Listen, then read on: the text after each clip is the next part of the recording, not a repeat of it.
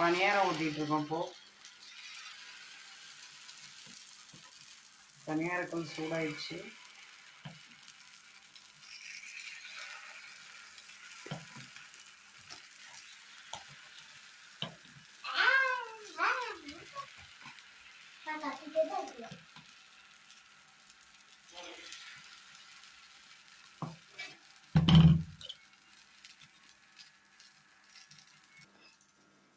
இப்போ கார சட்னி அரைக்க போகிறோம். அதுக்கு வந்து தேவையானது சின்ன வெங்காயம் ஒரு 30 வெங்காயம், பூண்டு ஒரு 10 பல், வரமிளகா ஒரு 10, தக்காளி ஒரு 5.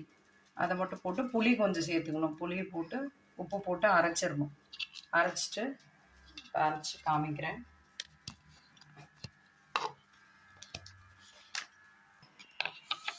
அரைச்சாச்சு.